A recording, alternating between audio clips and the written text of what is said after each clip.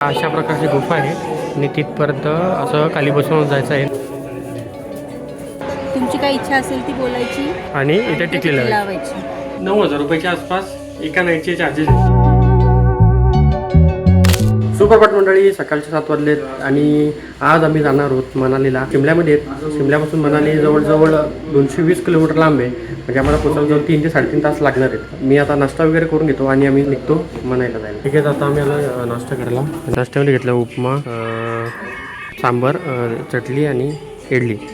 तरी आमची टॅक्सी आली. आज आम्ही टॅक्सी चेंज केले. ठीक आहे, तर सगळ्या बॅगा वगैरे टाकून झाल्यात. तर हा अशा प्रकारचा हॉटेल आहे, तिथं आम्ही थांबलेलो. Bye bye.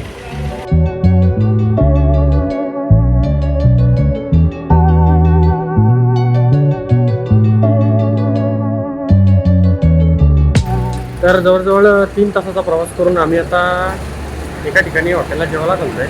ही जागा कोणती आहे ते मला माहिती नाही. ही आम्ही आमची आता गाडी आता पार्क केले आणि हे जे हॉटेल आहे तिथं आम्ही आता जेवायला थांबणार आहोत. आता अर्धाच होता आम्ही ऑर्डर दिले, वेटर काहीच नाही.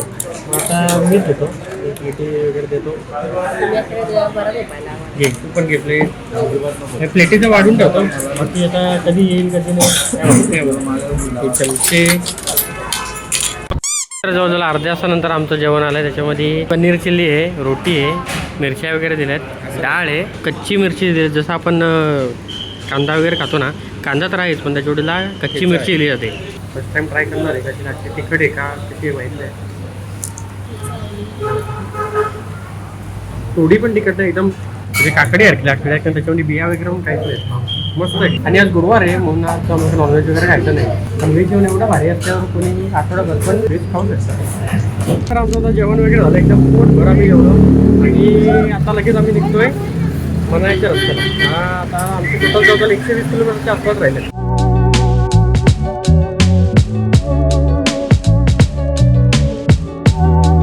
तर आता आम्ही जस्ट जेवून निघालो आणि निघत नाही तर किती ट्रॅफिक लागले.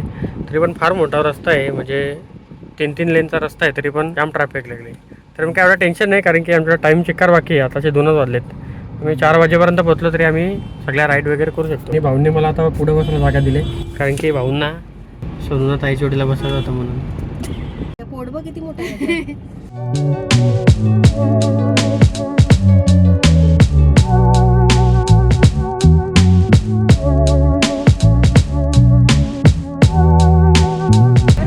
असा बोगदा आजपर्यंत मी कधी बघितला नाही. महाराष्ट्रात तर असा बोगदा कुठंच नाही. बरोबर आहे भाऊ?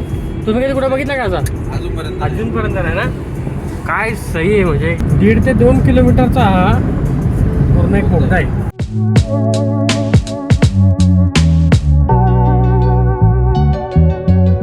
आम्ही मनालीच्या जवळ आलोय. त्या बोर्ड वगैरे बघितलं नाही, आम्हाला समजलं की ते कसं काय तुम्हाला दाखवतो. कधीपासून तुम्हाला मी जे डोंगर दाखवत होतो ते सगळे असे व्हाईट कलरचे होते, फक्त दगडाचे होते. मनालीमध्ये शिरल्यापासून तुम्ही डोंगर बघू शकता, अख्खी ग्रीनरी, पूर्ण सगळीकडे ग्रीनरी आहे. कारण की इकडे या साईडला थंडी खूप असते, त्याच्यामुळं बघू शकता डोंगर कसे आहेत, पूर्ण अख्खी झाडांनी भरलेले आहेत आणि हिरवेगार आहेत एकदम. तर आम्ही आता आलोय पॅराग्लायडिंग करायला. जवळजवळ मनालीच्या 40 किलोमीटर आम्ही लांब आहेत आणि तिथून त्या ठिकाणून पॅराग्लायडिंग करतात. पण प्रॉब्लेम इथं असा आला की आता हवा जास्त असल्यामुळे ना पॅराग्लायडिंग करून देत नाही. आम्ही आता डायरेक्ट संध्याकाळी येणार आहोत परत पॅराग्लायडिंग करायला. तर आता आम्ही आमच्या पहिल्या ठिकाणी आलोय फिरण्यासाठी. फिरण्यासाठी म्हणजे पाया पडण्यासाठी आलोय. श्री महादेवी तीर्थ वैष्णवमाता मंदिर कुलू. श्रीराम आणि हनुमानाची मूर्ती बघू शकता आणि पूर्ण काम येते कोरे काम केलं. तर मंदिरात जाण्याचा रस्ता आहे, असं बसून आतमध्ये जायला लागतं. अशा प्रकारची गुफा आहे आणि तिथपर्यंत असं खाली बसून जायचं आहे, नंतर बरोबर दर्शन घ्यायचं आहे. हो.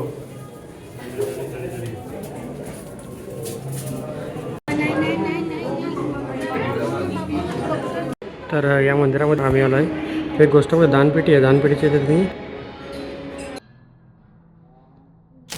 तर या ठिकाणी तुम्ही एक झाड बघू शकता, तिथे सर्वजण अशा या प्रकारच्या टिकल्या वगैरे लावतात. तर टिकल्या याच्यासाठी लावतात की तुमची काय इच्छा असेल ती बोलायची आणि इथे टिकलेलं लावायची. ओके.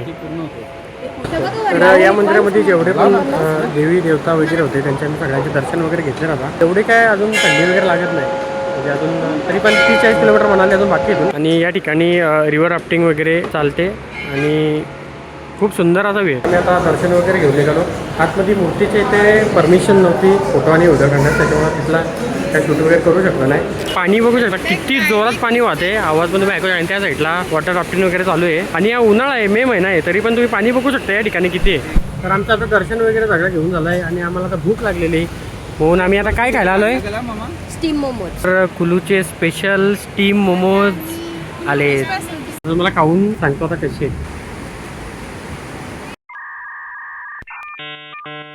एक नंबर मोमोज आहेत आणि या वातावरणात या त्या पहाड वगैरे आहेत, नदी वगैरे आहे, त्यांच्यात हे मोमोज खायची मजाच वेगळी, बेस्ट एकदम.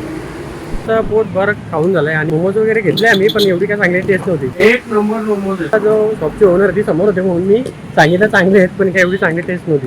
पण पुढे जाऊन आता नाश्ता करणार होतो. तर आम्हाला आता हिमाचलमधला सगळ्यात फेमस रेस्टॉरंट आहे की डोळे बघ किती निळी कलरची आणि किती छान आहे. तर आम्ही जस्ट आता मनालीमध्ये एंटर झालो आहे आणि तुम्हाला एक गोष्ट दाखवतो मी. हा बघा बर्फ बघा तुम्ही एकदा या डोंगरांवरती. कॅमेऱ्यात एवढं तुम्हाला दिसणार नाही, पण समोर एवढं भारी दिसतंय ना, एकच नंबर.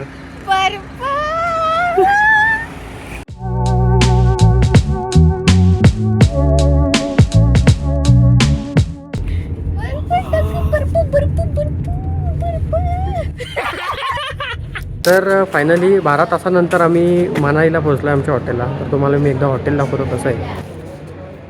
तर हे तुम्ही बघू शकता अशा प्रकारचं हॉटेल आहे आणि प्रॉपर मनालीमध्ये आहे. तुम्हाला हॉटेलच्या समोरचा व्ह्यू दाखवतो. व्ह्यू बघू शकता किती ऑसम व्ह्यू आहे. आणि तुम्हाला मी तर आमची बेडरूम दाखवतो कशी. तर आम्हाला बेडरूम नंबर मिळाला आहे 4102. ओके, आणि ही आहे अशा प्रकारची बेडरूम. इथे बघू शकता तुम्ही काय काय. पहिल्यांदा हा मी आता बॉक्स तुम्हाला ओपन करून दाखवतो. हा बॉक्स बघू शकता डेंटल किट म्हणून हा बॉक्स आहे आणि याच्यामध्ये काय काय बघा. याच्यामध्ये 2 पॅक झालेले एकदम ब्रश भेटतात आपल्याला.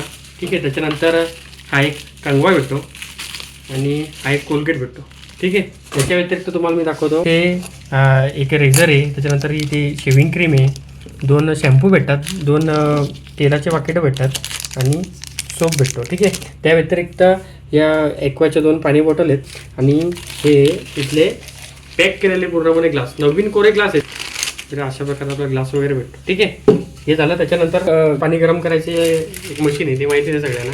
ठीक आहे, पण त्याच्यावर 2 कप भेटतात आणि काही हे शुगरचे पाऊच भेटतात. त्यानंतर ग्रीन टी भेटते आणि कॉफीचे वगैरे सॅशेस भेटतात. पर नाईटची जर किंमत सांगायची झाली तर जवळजवळ 9,000 रुपयाच्या आसपास एका नाईटचे चार्जेस आहेत.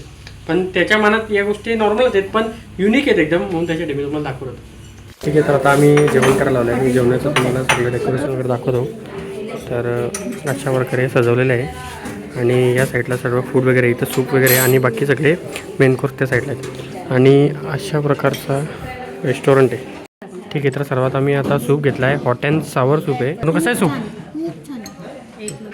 हां भाऊ, तुम्हाला आवडला? ठीक आहे, तर आता मी हा सूप ट्राय करतो. मस्त म्हणजे एकदम खतरनाक. तर मेन कोर्समध्ये मी घेतलं आहे रोटी घेतले, पापड आहे, सलाड आहे, चिली आहे. ही चिली थोडी पण तिखट नसते, नॉर्मल असते, काकडी घालायला लागते. ही बटाट्याची भाजी आहे आणि कोणतरी व्हेजची मिक्स भाजी आहे. जरा ही पालकची भाजी आहे आणि हे आहेत व्हेज मंचुरियन. माझं पोट बऱ्यापैकी भरलं म्हणून मी आता शिरा घेतला आहे खायला. थोडासा घेतला, जास्त नाही, कारण की आता आम्ही जाणार आईस्क्रीम खायला. तर आम्ही आता जस्ट जेवून फिरायला आलो आहे. बघितलं स्वराने पण काय स्वेटर वगैरे घातलेलं नाही, ताईने स्वेटर घातलेला, जाम थंडी लागते. माऊनी पण नाही घातलेलं आणि मला पण केवढा वाटत नाही, थंडी आहे बऱ्यापैकी आहे. म्हणजे जवळजवळ 14-15 डिग्रीच्या आसपास आहे टेम्परेचर, पण तरी पण एवढी काय थंडी लागत नाही.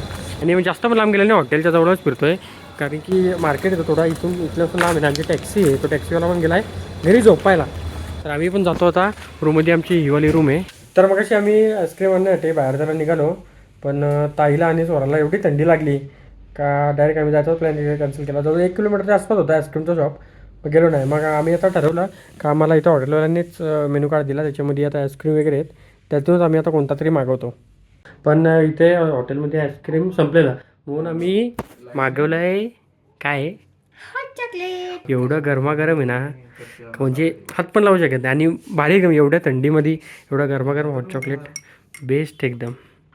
तर आता रात्रीचे 11:30 वाजलेत आणि उद्या आम्ही सकाळीच 6 वाजता उठून मनालीला वरती तिथे बर्फ असतो तिथे आम्ही उद्या सकाळी जाणार आहोत. तर मी आजचा ब्लॉग इथेच एंड करतो आणि आजच्या दिवसात आमचा जवळला आजचा मोस्ट ऑफ दिवस आहे तो फिरण्यामध्येच गेला. आता उद्याचा दिवस आहे तो खूप आता एकदम भारी होणार आहे कारण की मनालीला आम्ही बर्फामध्ये मजा करण्यासाठी आम्ही आलेलो. तो दिवस आता उद्या येणार आहे. जेवढे पण आम्ही जे ॲक्टिव्हिटीज करू बर्फामध्ये त्या सगळ्या मी उद्या कव्हर करेन. जर तुम्ही आतापर्यंत ही जर व्हिडिओ बघत असाल व्हिडिओला नक्कीच लाईक करा, चॅनलला सबस्क्राईब करा. तर मिळू पुढच्या ब्लॉगमध्ये. तिथपर्यंत शुभरात्री. Bye bye. तर आता आम्ही जेवून आलो आहे बाहेर फिरण्यासाठी आणि आम्ही आता पूर्ण आता दाखव ना.